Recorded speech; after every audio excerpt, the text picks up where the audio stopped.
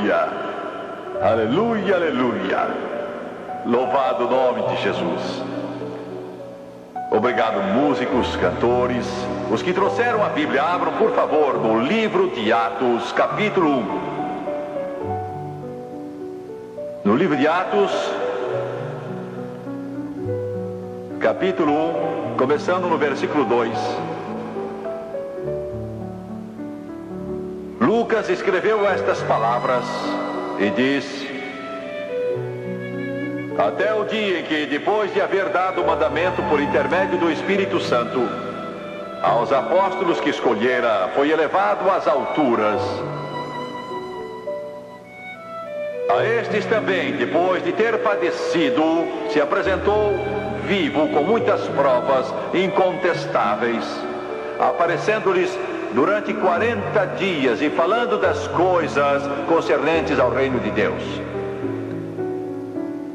E comendo com eles, determinou-lhes que não se ausentassem de Jerusalém, mas esperassem a promessa do Pai, a qual disse ele: de mim ouvistes, porque João batizou com água, mas vós sereis batizados com o Espírito Santo não muito depois destes dias. Eu quero falar sobre um tema muito palpitante: o que aconteceu da cruz até o trono.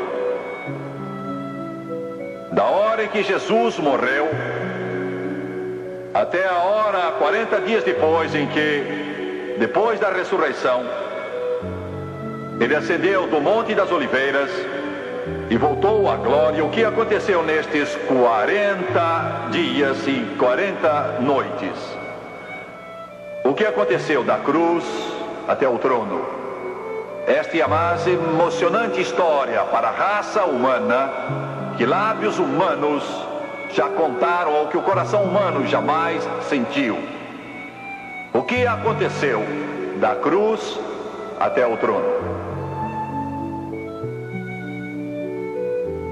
Construímos uma igreja e uma escola bíblica há algum tempo na pequena cidade de Waterloo, bem perto da grande metrópole de Bruxelas, capital da Bélgica. Bruxelas e Waterloo estão interligadas como se fossem uma cidade.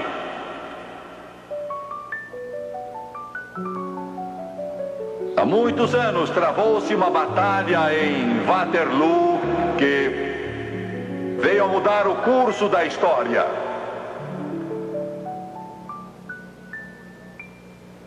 Foi lá que Napoleão enfrentou Wellington, o mais poderoso general que a Grã-Bretanha já teve, e Napoleão, que alguém chamou o arcanjo da guerra. Era a chance de Napoleão dominar o mundo. Se ele derrotasse Wellington em Waterloo, o mapa do mundo teria sido bem diferente. O futuro da humanidade teria sido diferente. E ele chegou perto de conseguir. Eu estive lá há dias nesse campo de batalha, onde quase 150 mil soldados morreram naquela terrível batalha de algumas horas. Wellington ocultou suas tropas ao longo de uma estrada, com aterros de um lado e do outro, e por uma outra razão, sabida só por Deus, Napoleão, ele não compreendeu bem o que estava lá. Quando lançou o ataque, as forças mais poderosas da face da terra, a excelente guarda napoleônica que dominou toda a Europa, ela encontrou um muro e foi rechaçada. Napoleão não cedeu nada. Por uma razão desconhecida, ele continuou dando a ordem de avançar, de ir em frente, ir em frente, ir em frente. e seu exército foi desbaratado. E Napoleão foi feito prisioneiro. E ali se desfez todo o seu império. E em Londres, no alto de um edifício, porque isso foi antes do telefone e do telégrafo, ergueram grandes letreiros que diziam: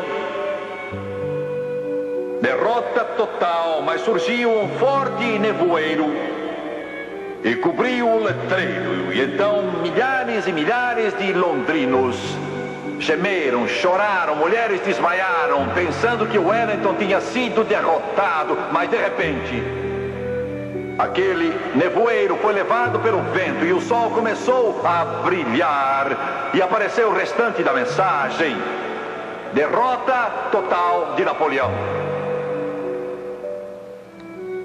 Há 2000 anos atrás, Satanás resolveu conquistar e dominar este mundo, e a terra estava em jogo.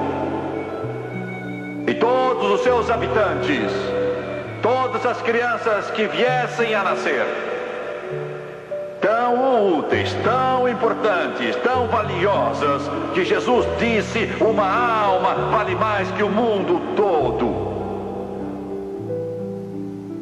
O magno conflito, morte contra a vida, pecado contra a salvação, inferno contra céu, trevas contra a luz, se desenrola em um monte.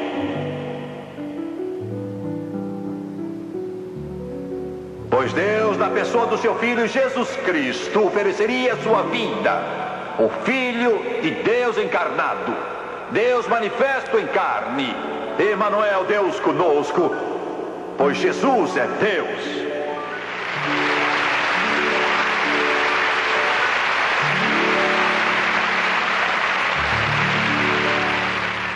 Ele seria pendurado num monte.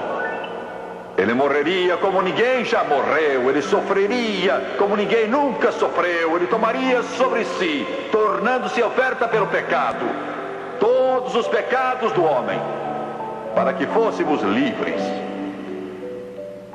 Alguma coisa num criminoso, alguma coisa num assassino, alguma coisa em alguém que é condenado à morte, e de repente a pena é suspensa.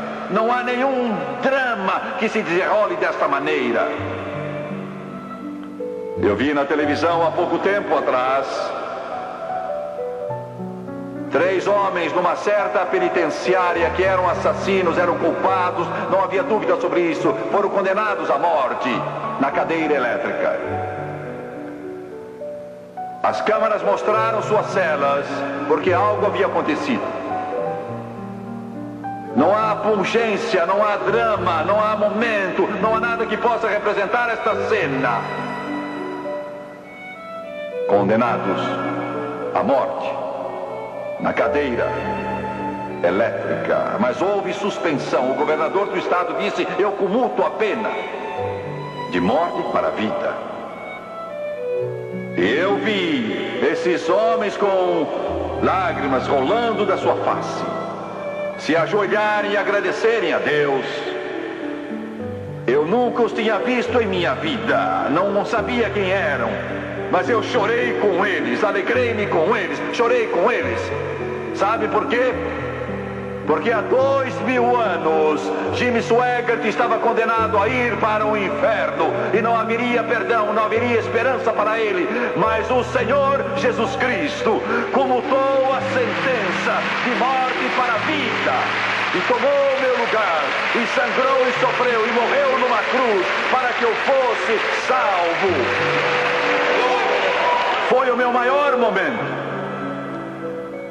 Os jornalistas podem zombar, Hollywood pode tentar representar isso, mas não podem nem chegar perto daquilo que se deu naquele dia. Porque naquele dia tão tenebroso, eles o penduraram numa cruz e Satanás sentiu uma alegria infernal. O inferno deve ter zombado, as trevas devem ter triunfado e a morte deve ter rido. Deus ia morrer. Mas espere só, diabo. O domingo vem aí. Glória. Aleluia. Aleluia. E a horrível, medonha, monstruosa, infernal agonia. A morte senta no seu trono, suprema sobre a humanidade. Mas espere um pouco, morte. O riso vai morrer na sua garganta, porque o domingo vem aí. Eu estou aqui para dizer que, apesar do mundo hoje, eu estou aqui para dizer que a dor e sofrimento hoje, eu segurei muitas criancinhas em meus braços e vi os olhos deles embaciados de fome. Olhei para seus corpos esqueléticos, segurei suas mãos e vi os seus bracinhos frágeis. Pus os meus dedos no seu rosto e encostei meu rosto no delas, sabendo que iam morrer, não por causa de uma terrível doença, não por causa da leucemia que ataca tantas criancinhas, nem por causa de câncer, mas por falta de algum alimento, um pouco de pão, alguma coisa. E eu as acheguei a mim pensando se elas sabiam, pensando se elas sentiam, pensando se elas entendiam. Diabo, é sexta-feira, mas o domingo vem aí. O domingo vem. A dor, a doença, o sofrimento, o crime, a guerra, o ódio estão no mundo hoje, mas o domingo vem. Estou aqui para dizer que o mundo não vai explodir numa agonia de poeira termonuclear, não vai morrer pelas mãos de um maluco qualquer, mas estou aqui para lhes dizer que Jesus vai voltar. O Rei dos Reis e Senhor dos Senhores vai voltar. Ele terá a última palavra, terá a palavra final, cantará o último hino, ele dirá a palavra final. Jesus Cristo, o Senhor da glória, o Rei do céu já triunfou e ele vai voltar outra vez. Satanás vai atacar, mas acabará sendo derrotado. E Satanás foi derrotado. Foi derrotado no Calvário 2000 anos atrás. Nunca houve um momento como o da ressurreição de Jesus. Palavras não podem expressar, o coro aleluia não pode cantar, a língua do pregador não pode dizer, o coração da criança não pode sentir. Em toda aquela glória da ressurreição, quando o sol surge esplêndido, o Filho de Deus saiu daquele túmulo e os anjos disseram: não está aqui. Mas se vocês estão procurando os ossos naquela cripta, se estão procurando nos mausoléus, se estão buscando entre os mortos, não está aqui. Se o estão buscando entre os mortos, entre aqueles que já partiram para o além, não está aqui. Mas se vocês estão procurando nesta sepultura, a sepultura em Jerusalém não está aqui, já ressuscitou. Glória. Eu clamo, eu canto, eu acordo todo dia e digo: ele está vivo. Sou um fanático. Vocês estão vendo um fanático. Um fanático de verdade, genuíno, de corpo inteiro, fanático. Glória a Deus, ele enche meu ser, ele domina toda a minha vida. Não está morto, está vivo, não está no túmulo, ele está sentado à mão direita do Pai, sua missão cumprida, intercedendo a favor dos santos. Satanás está derrotado, a morte já foi vencida, a sepultura foi conquistada e Jesus Cristo vive.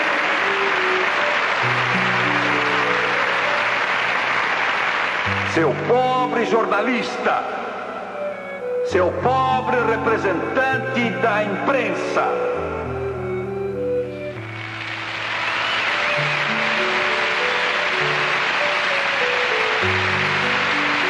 você escreve a respeito de um grande jogo qualquer de futebol, e você diz: mas que página brilhante!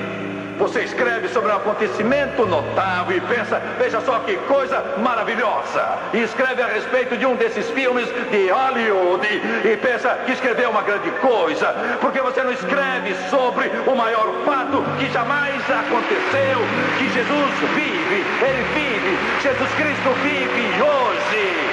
Louvado seja Deus, está vivo, está vivo, está vivo, está vivo.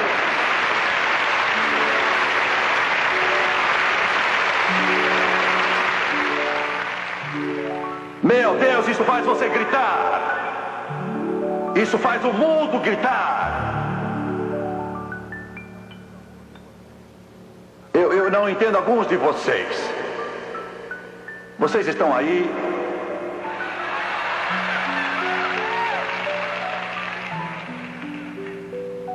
Eu tenho pena de vocês. Por isso que ele disse que a trombeta vai soar 2 vezes quando ele vier. Vai tocar a 2ª vez para acordar alguns de vocês.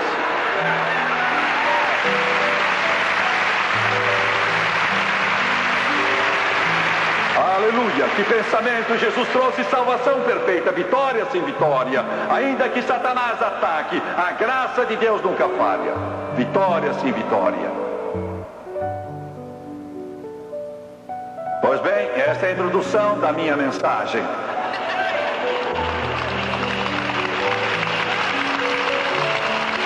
O que Jesus fez, o que aconteceu da cruz até o trono. O que aconteceu da cruz até o trono. 40 dias e 40 noites. Ele andou na terra. Foi visto. A primeira coisa que nos deu foi salvação.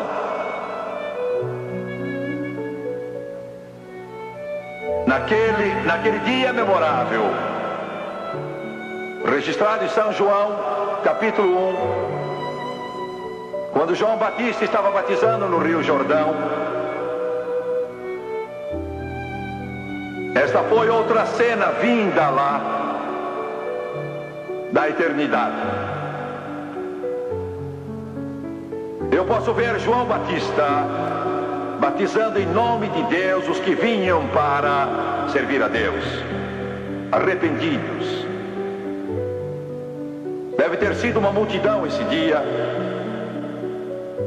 E de repente, uma coisa elétrica corre e enche o ar. Pode-se sentir. O Batista deve ter parado um pouco de batizar. E de repente ele vê Jesus. Que momento deve ter sido. Ele tinha estado nesse deserto desde que era criança, orando e esperando por esse momento. Foi eletrizante, foi estupendo, foi cativante, foi cintilante, foi tão grandioso que nem se consegue descrever. E ele disse: eis. E quando ele disse eis, todo mundo virou e olhou. O Cordeiro de Deus, que tira o pecado do mundo. Você entende o que João está dizendo? Você entende mesmo o que João está dizendo? Entende o que João disse naquele dia? Eu sendo gentio, você sendo gentio, nós não entendemos como deveríamos entender. Mas João era judeu e sendo judeu, ele sabia o que estava falando. Quando disse: eis o Cordeiro de Deus que tira o pecado do mundo. Quero que você note 2 coisas. Primeira, ele usou a palavra pecado, não disse pecados no plural, e sim pecado singular. Tira o pecado. O homossexual não tem de ficar preso. O alcoólatra não tem de ficar preso. Aleluia. Glória a Deus. O drogado não tem que ficar preso. O pecador agora é livre. Jesus tira o pecado do mundo. Porque por 1600 anos, desde a lei de Moisés, tinham sacrificado milhares e milhares e milhares de cordeirinhos. Dizem que provavelmente o povo judeu sacrificou 2 bilhões de cordeiros durante todos estes anos. Pense nisso. Não 2 bilhões, mas 2 bilhões. Guardavam cordeiro para o dia da expiação 2 semanas. Então o examinavam bem para ver que não fosse doente, que tivesse saúde perfeita, sem mancha nem ruga. Quando era morto, eles cortavam no torso e abriam a carne para ver se não havia defeito nenhum na carne. Porque ele era o tipo do cordeiro vindouro. Tinha que ser perfeito. E eles então ofereciam dia após dia, dia após dia após dia. Mas Paulo testificou na carta aos Hebreus, do capítulo 10, versículo 4, que o sangue de touros e bodes não podia tirar o pecado. Tudo que fazia era cobrir, só cobria o pecado. Os pecados do povo eram só cobertos e afastados, mas continuavam lá, cobertos, só afastados. Os pecados estavam lá, cada vez mais e mais numerosos. Um monte que parecia atingir a eternidade, sempre mais alto. Os meus e os seus pecados, os pecados de todos que já viveram. Todos esses touros, bodes e cabras e pombras eram centenas de bilhões que não podiam tirar o pecado, só podiam afastá-lo. Quando João disse: eis o Cordeiro de Deus que tira o pecado do mundo, ele sabia o que estava dizendo. Aleluia. Ele dizia: este agora, o Cordeiro de Deus, não só vai cobrir o seu pecado, ele não vai somente afastá-lo, ele não vai só pôr uma cobertura nele, mas ele vai tirar o pecado, de modo que não haja mais pecado. Livre, livre, livre, livre, livre, afinal. Você entende isso? Você entende isso? Quando Jesus ressuscitou, a primeira pessoa que o viu, você sabe quem é que foi? Foi uma mulher. Aleluia. O que está dizendo Schweigert? Digo que Jesus Cristo libertou a mulher. Digo que Jesus Cristo libertou a mulher. Digo que a mulher hoje goza liberdade. Glória. O primeiro não foi Pedro, Tiago, não foi João, não foi Tomé, não foi André. Foi a Madalena, Maria. Aleluia. Glória. Senhoras, como se sentem? Senhoras, não foi uma honra? Ele saiu fora do túmulo. Poderia ter tido um séquito da hóstia angelical para servi-lo. Poderia ter os apóstolos em fila. Mas teve ali a mulher de quem tinha expulso 7 demônios para saudá-lo primeiro.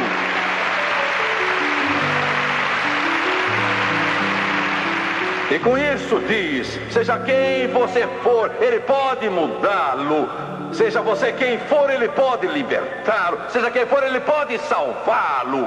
Você está assistindo pela manhã, está assistindo à noite, você está assistindo homossexual e a sua consciência está roendo. E você morre aos poucos e já não aguenta mais. E você não sabe o que fazer. Eu sei de um que pode libertá-lo, que pode mudá-lo. Nesta hora, pelo poder de Deus, não uma reabilitação psicológica, mas um milagre, mudança instantânea pelo poder do Todo-Poderoso. Glória. Um senhor me escreveu há dias e disse: Jimmy Schweigert, aqui está o meu último dinheiro que costumo gastar com bebida. Estou mandando a você, para você pregar na televisão, e com a ajuda de Deus eu nunca mais vou beber nada.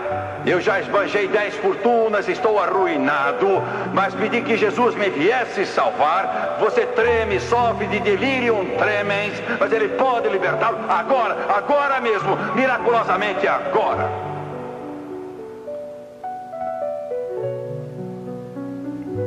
E Maria Madalena pensou que fosse o jardineiro,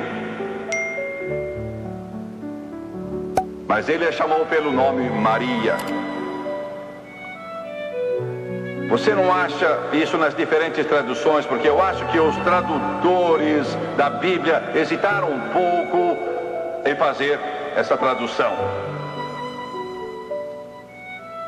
Diz assim: Jesus disse a Maria: não me toques. Eu ainda não ascendi ao Pai, mas original, a língua em que foi escrito, é um pouco diferente. O que aconteceu foi que Maria agarrou suas pernas e não o quis largar.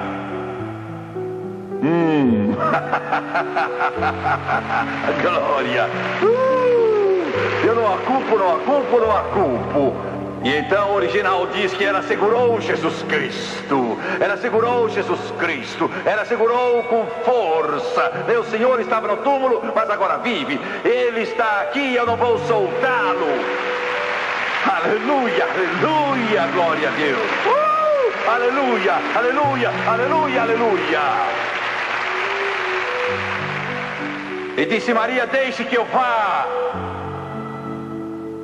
porque tenho que ir para a glória e lá oferecer meu sangue no propiciatório. Tenho que acender a meu Pai, seu Pai, e vou penetrar no Santo dos Santos e vou levar o meu sangue que derramei no Calvário e vou oferecê-lo no propiciatório. Você precisa me largar, Maria. Glória a Deus, não culpa, Maria. Este Jesus a quem sirvo não é uma palavra vazia, não é nome para um hino, não é molde para uma estátua. Ele vive, Ele me libertou, mudou meu coração, mudou minha vida. Sim, sou fanático por Ele, sim, sou um pouco maluco por Ele.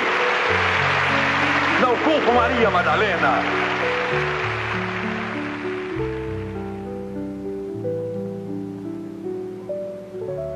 Ele disse, vou subir para meu Pai.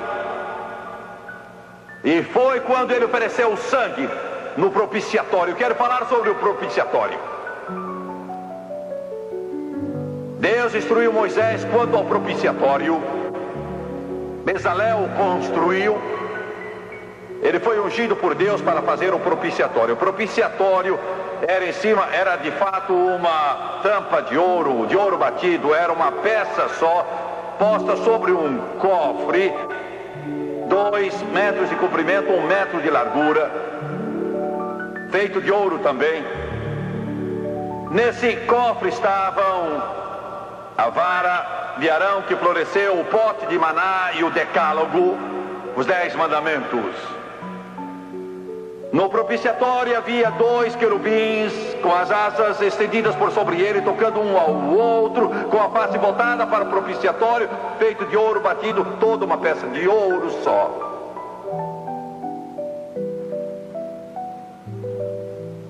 Voltados para a lei violada, voltados para os mandamentos quebrados pelo homem que diziam não furtarás, não matarás, não cometerás adultério, etc, etc. O homem era culpado. E os querubins olhavam para a lei através do propiciatório, que representa graça. Aleluia, como diz o hino, gastei anos na vaidade e orgulho, desprezando o Senhor crucificado, não sabendo que por mim morrera no Calvário.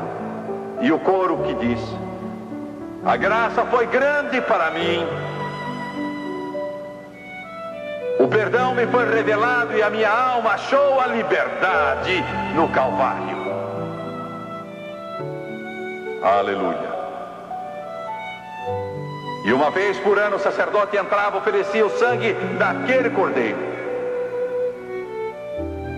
no propiciatório, para afastar os pecados do povo. E Jesus então ia oferecer o seu sangue perfeito, puro, limpo, incontaminado, no propiciatório do céu, no lugar santo. Estávamos em uma reunião em Washington com muitos oficiais do governo. Uma TV estava lá.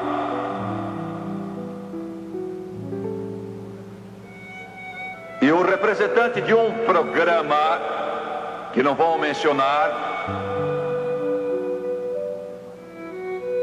vou ter mais respeito por ele do que ele revelou pelos outros. Ele perguntou a um pastor que estava presente: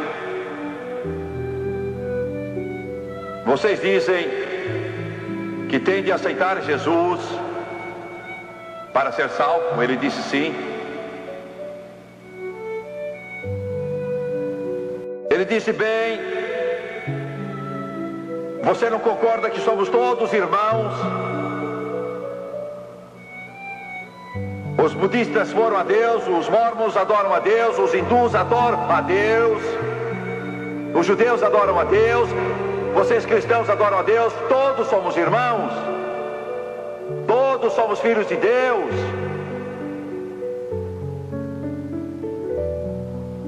E aquele pobre jornalista teve de ouvir a resposta seguinte: não, senhor, não somos todos irmãos, não somos todos filhos de Deus, somos todos filhos de Adão,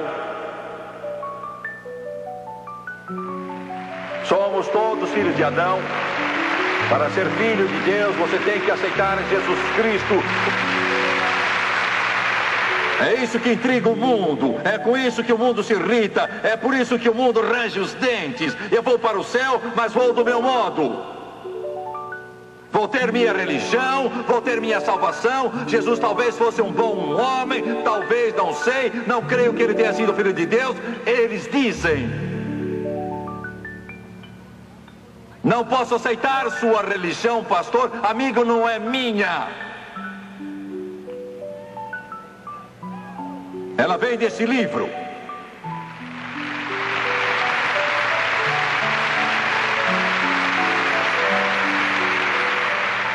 Se não gosta dele, como vai substituí-lo? Com o quê?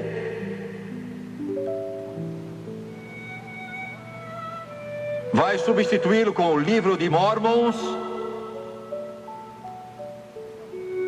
Vai substituí-lo com o livro de algum filósofo moderno, talvez? Com o que vai substituí-lo? Não há nada como este livro. É a palavra de Deus. Louvado seja Deus. Quando o mundo se desfizer e as trevas se espalharem, este livro continuará. Porque é a palavra do Todo-Poderoso. E você não irá para o céu se não aceitar Jesus Cristo como seu Salvador pessoal. Não pode chegar a Deus se não aceitar Jesus Cristo como seu Salvador pessoal. Por quê? Porque Ele é Deus, porque Ele veio do céu, não foi outro, mas Jesus Cristo veio do céu e morreu lá na cruz do Calvário e pagou o preço dos seus pecados. E você vai ter de responder a Ele.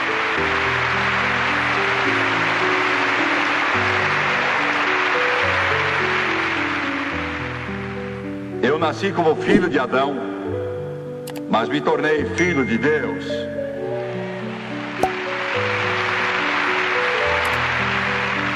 Em segundo lugar, não só Ele nos deu salvação, mas nos deu vitória. Vitória, vitória. Eu quero dizer uma coisa aqui antes de continuar. Não tenho paciência, e Deus não tem paciência com crentes cara comprida, azedos, zangados, de cabeça baixa.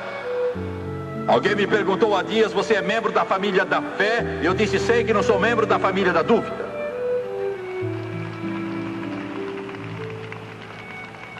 Ele trouxe salvação à sua vida, Ele deu vitória. Você deve se levantar de manhã com um sorriso e deleitar os ombros, olhar o diabo bem firme nos olhos e dizer: esse é outro dia que o Senhor fez, vou me regozijar e alegrar nele. Ele deu vitória a você, deu alegria a você, deu paz a você, deu poder a você. Vitória, vitória, vitória. Pois bem, a Bíblia diz que Jesus desceu até o inferno e Ele levou cativo o cativeiro e concedeu dons aos homens. A Bíblia diz que Ele deu apóstolos, profetas, evangelistas, pastores e mestres. Vou ajudá-los um pouco. Estão vendo estes homens na plataforma hoje? Eles são dons.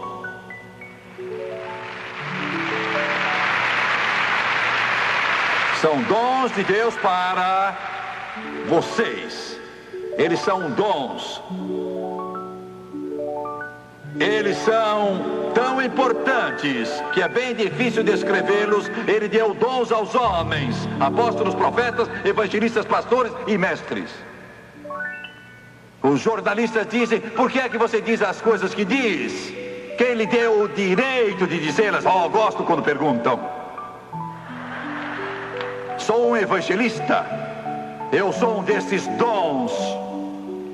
Sou um evangelista. Meu trabalho é fazê-los contorcer-se. Minha ocupação é fazer vocês se mexerem na cadeira. Minha ocupação é tirar o seu sono. Minha ocupação é fazer vocês virarem de lado para o outro. Minha ocupação é pôr o temor de Deus no seu coração. É por isso que Deus me chamou. Sou evangelista. Aleluia. Glória. Ame seu pastor. Ore por seu pastor. Peça que Deus abençoe seu pastor, porque está orando por um dom. É o que a Bíblia ensina. Ensina a orar pelo pastor.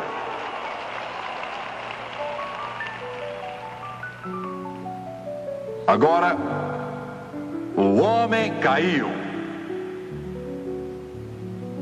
Senhor evolucionista, mas não caiu de uma árvore.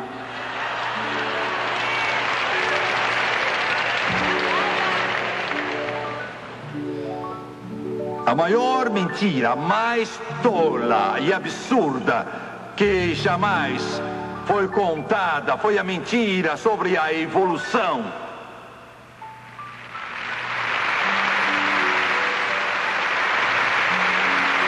Que há 10 bilhões de anos você surgiu de um tipo de vida primitiva.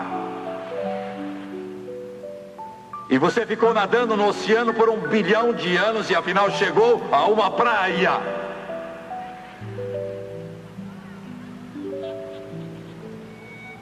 E então surgiram pintas em outro 1 bilhão de anos na sua cabeça e elas foram se desenvolvendo até se tornarem orelhas. É isso que essa gente ensina. Que as universidades ensinam. Não todas, mas muitas. Fale mesmo! Eu falo.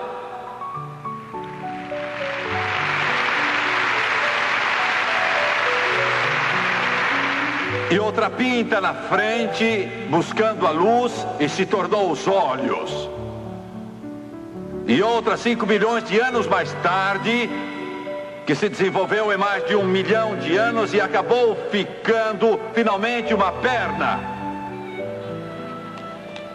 Oh, agora pode mover-se.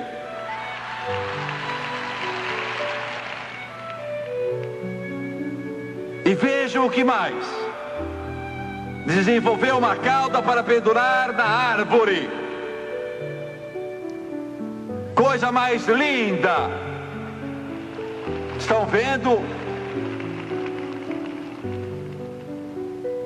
Não é mais fácil crer que no princípio Deus criou os céus e a terra? Não é mais fácil crer? Não é muito mais fácil só crer na Bíblia? No princípio Deus, Deus, Deus, Deus, Deus. Diretores de escolas e professores, vocês querem tirar Deus das escolas? Deus ainda vive. Querem tirar Deus dos compêndios, mas Ele ainda vive.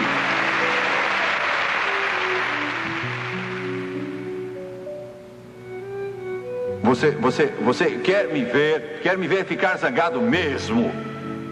Quer me ver ficar cheio de indignação? É ver um velho qualquer, que nem consegue achar a porta, dizer: as crianças não podem fazer oração na escola.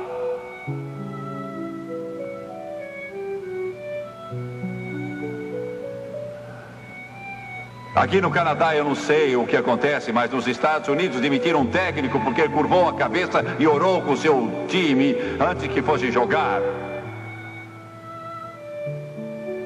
Um certo juiz disse a um formando que não podia orar quando fosse fazer o seu discurso à classe de formandos. Mas eu teria orado.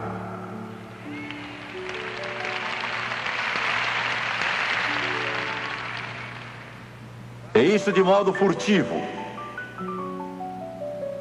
Eu diria: ó Deus, dizem que eu não posso falar contigo.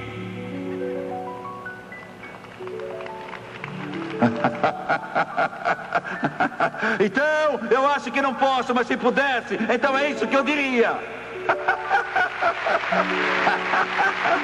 Aleluia, aleluia, aleluia. Ditadores surgem em vão, déspotas surgem em vão, os tribunais surgem em vão, mas esse livro permanece. O Deus deste livro é para sempre. O Deus deste livro viverá para sempre.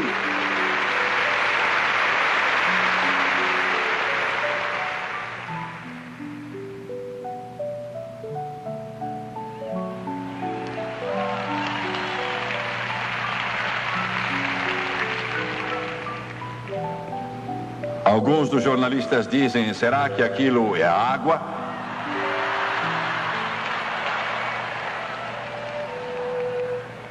Sim, é água, e se você chegar perto eu batizo nela também.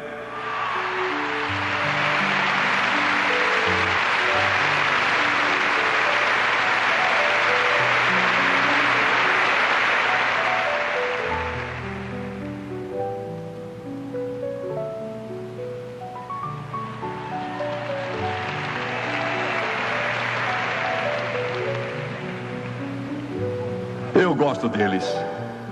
Eu gosto desses jornalistas de fato. São gente boa, gosto deles.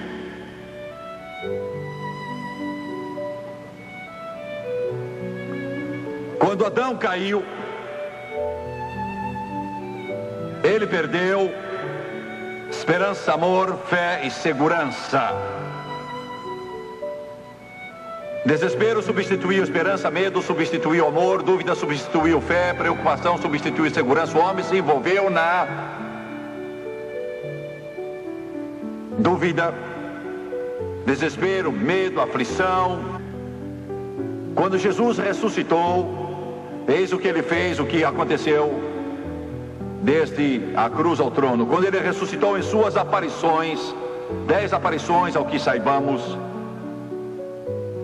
a Bíblia nos fala delas, mas só conta o que aconteceu em diversas dessas aparições. Os outros silenciaram.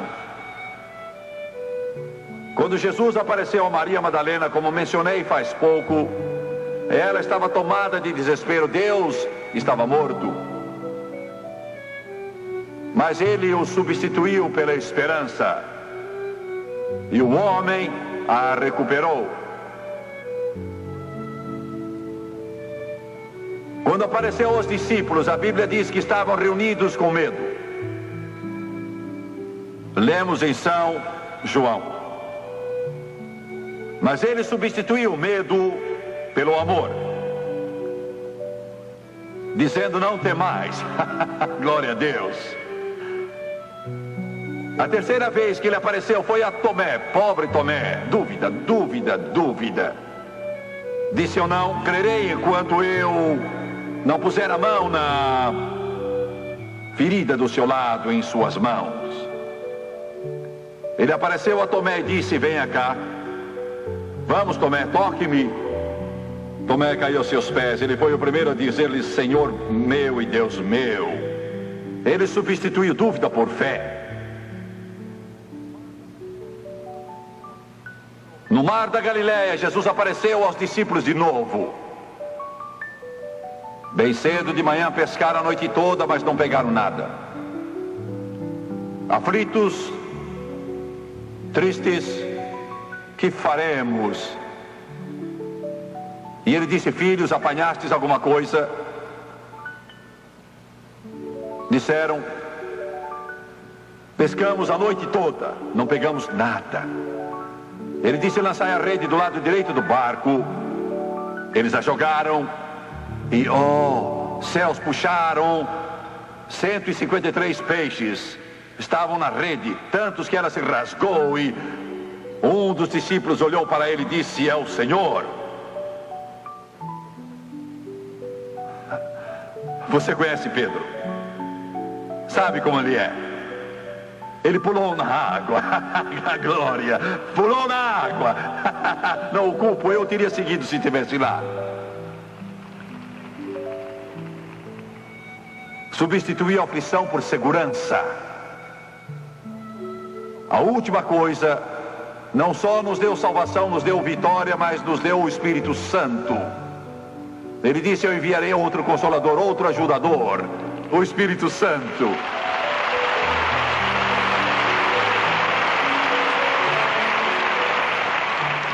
Oh, igreja, o Espírito Santo é o segredo.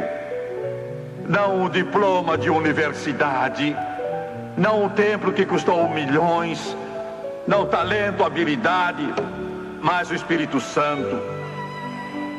O Espírito Santo. Quando eu era menino, de 8 anos, minha avó foi cheia do Espírito Santo. Fazia pouco tempo eu ia lá, mesmo que o meu pai me proibisse, dissesse: não vá, se for, apanha. Ele dizia: a religião pôs a sua avó maluca, perdeu a cabeça, está falando em outras línguas, está fora de si, está doida, está biruta mesmo, está com o parafuso frouxo, ela está completamente fora de si, não está certa. E você não chegue perto, se você chegar perto vai pegar em você. Estava certo. Estava certo. Estava certo. Graças a Deus estava certo. E eu ia lá 3 vezes ao dia. Foi durante o verão, eu estava de férias, e eu me sentava, não consigo agora, mas cruzava as pernas, à moda dos índios.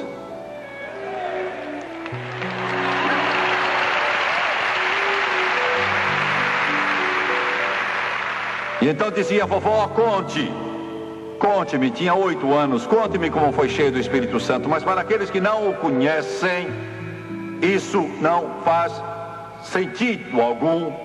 Vocês não iriam entender isso. E ela me contava, seu rosto brilhava. E então chegava num ponto em que o poder de Deus a tocava, e por essa razão eu ia 3 vezes ao dia, manhã, tarde e noite. Porque eu queria sentir aquilo. Janete cantou: a gente se sente bem. Não vivo de emoções, vivo pela fé. Mas eu era garoto de 8 anos e eu sentava lá. Ela chegava ao ponto que me contava a mesma história 3 vezes ao dia. Como Jesus a encheu do Espírito Santo. Ela chegava naquele ponto e aí o poder a tocava. E ela estremecia, toda vez ela estremecia. Vocês acham isso fanatismo? Eu entendo isso. Você está tão seco que range ao andar, eu sei. Eu sei muito bem. O poder de Deus vinha sobre ela e vinha sobre mim. O meu cabelo arrepiava, o calafrio passava pelo meu corpo. Eu queria tanto ter a mesma coisa. Meu pai estava certo, ele disse: isso pega, e pegou em mim. Ele nos deu salvação, Ele nos deu vitória, nos deu o Espírito Santo. Quando meu pai se converteu, eu nunca me esquecerei naquela noite. Eu tinha 5 anos, mas eu sabia que algo maravilhoso acontecera. Não há nada como isso, não há palavras para descrever. Ainda vejo na minha mente, está impresso indelevelmente no meu coração. Nessa noite, eu tinha 5 anos. Meu pai, 24. Algumas semanas antes, ele nunca tinha visto uma Bíblia. Nunca tinha entrado numa igreja. Encurtando a história, que prazer eu senti naquele dia em que me converti. E agora eu sinto seu amor, segurança e paz, fervor. Sou feliz, tão feliz, pois em Jesus me satisfiz. A primeira pessoa a falar com meu pai foi Jorge. Ele também tinha sentido profunda convicção, mas ele não quis fazer a decisão, ele lutou. Estava chorando, com lágrimas rolando. Ele amava meu pai, tinha idade para ser pai dele. Os dois eram sócios. Veio e abraçou meu pai e disse: estou alegre. Chamavam Sunny, sempre chamavam Sunny. Sunny, fico alegre, muito alegre.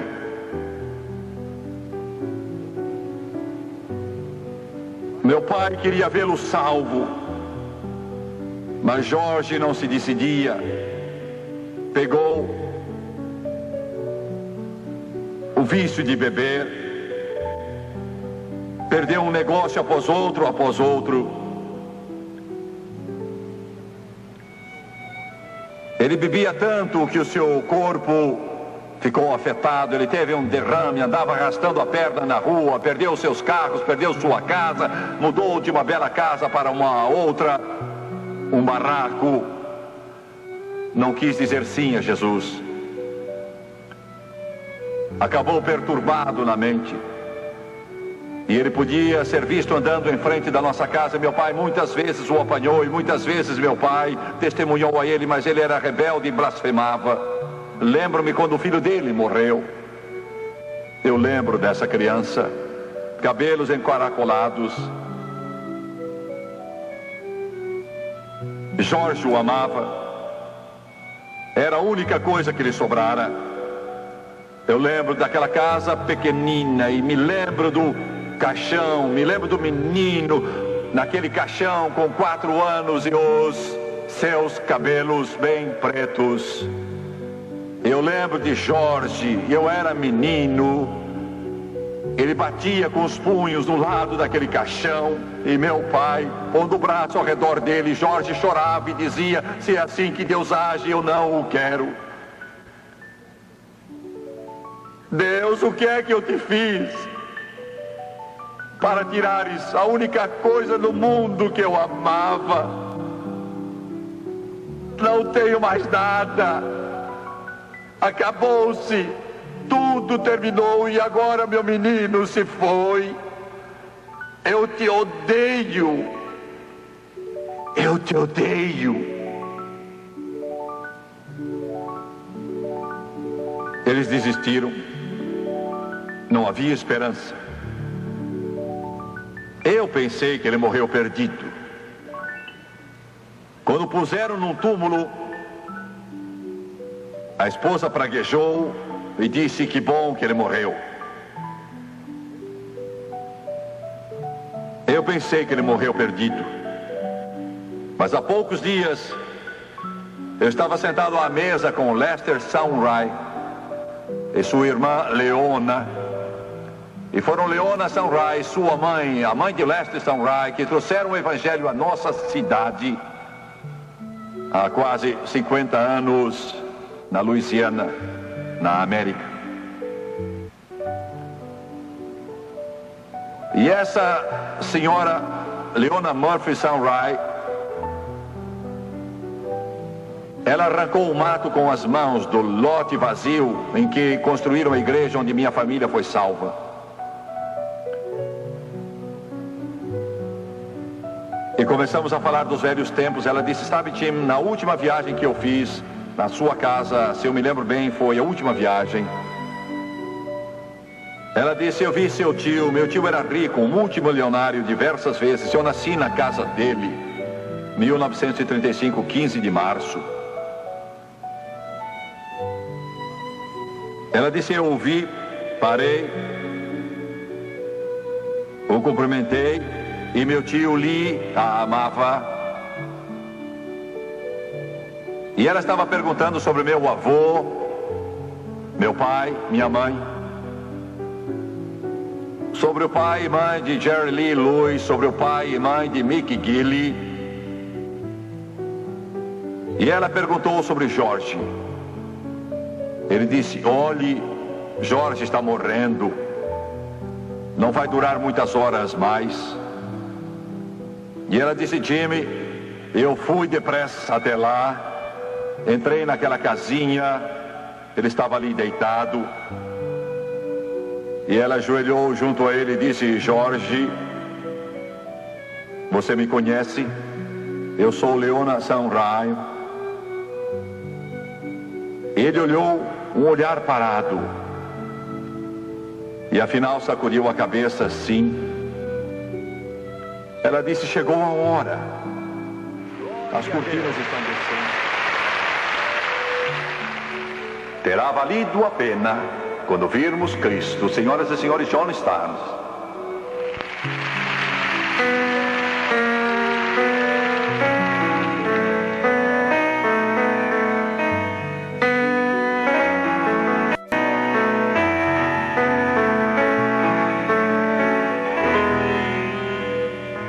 Sometimes the day seems long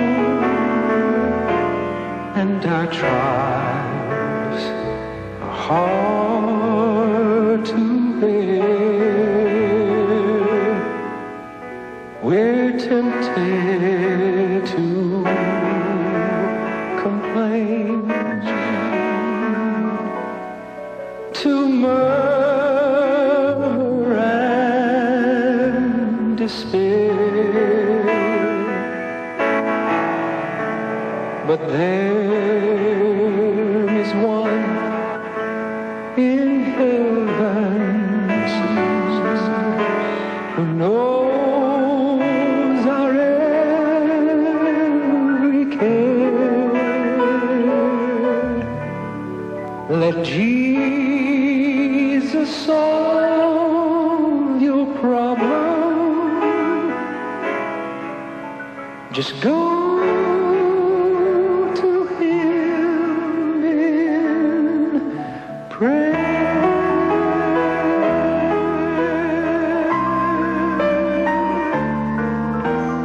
Sometimes the day seems dark without a ray of light.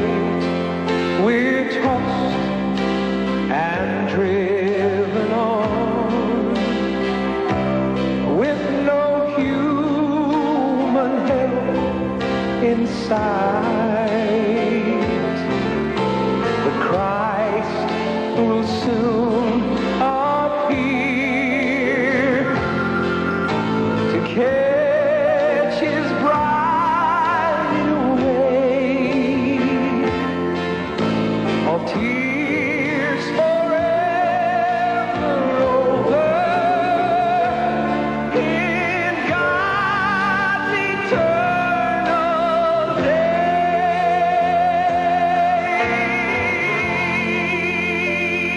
It will be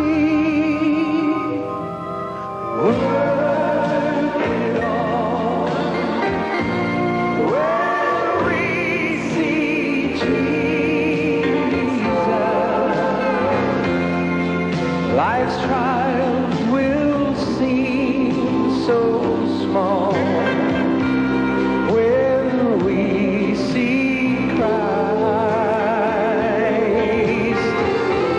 One glimpse of His dear face, all sorrows will erase.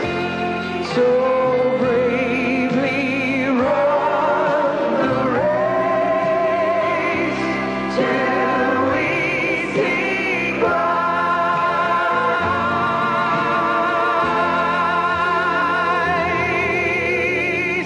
It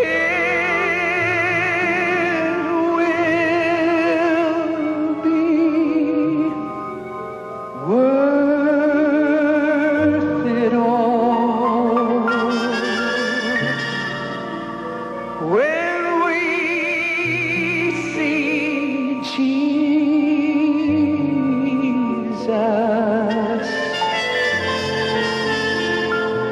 Life's trials will seem so small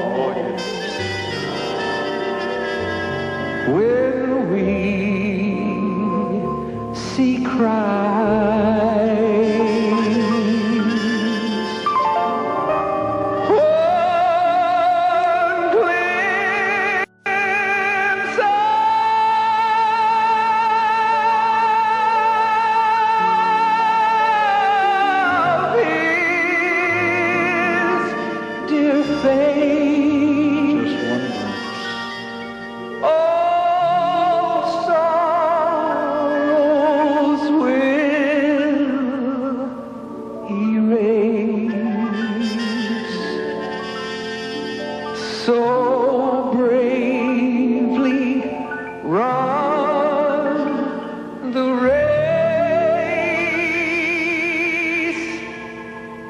till we see Christ,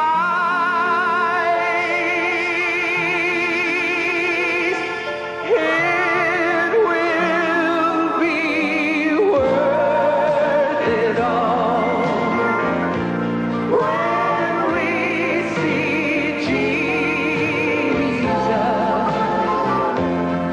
life's trials, they will seem so